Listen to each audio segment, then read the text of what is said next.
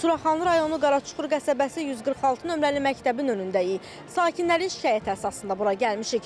Onların sözlərinə görə uşaqlarını məktəbə gətirərkən maşını bir neçə saniyəlik belə saxlaya bilmirlər. Çünki dərhal cərimə tətbiq olunur. Ərazidə nə dayanma durma işarəsi var, nə də yerdə piyada keçidi zolağı. Səkini yendiriblər aşağı ki, burada vətəndaş gəlir maşını saxlasın, evladım bağçaya düşürdür. Bağçaya düşürdən kimi və cərimə gəlir. Məktəbin qabağında avtobus znakını qoyublar ki, burada yəni ki, avtobus dayanacağıdır. Amma burada məsəl üçün avtobus dayanacağı necə orada saxlasın ki, maşını saxlayan kimi dava qırğın düşür. Burada avtobus saxlayırsa, vətəndaş saxlayıb uşağın içəri düşürdüb, sıxırsa niyə cərimə olunur? Bir heç olmazsa dayanıb durmaq üçün bir 3 dəqiqə, 5 dəqiqəlik bir yer təmin olunsun. Piyada keçidi təmin olunmalıdır ki, o üzdə saxlanılarsa, bu üzdə keçmək üçün, bu üzdə saxlanılarsa, o üzdə keçmək üçün. Yol darısqalı saxlamağa yer yox, boyda məktəb var, məktəbin ətrafında dayanmağa, durmağa yer yoxdur.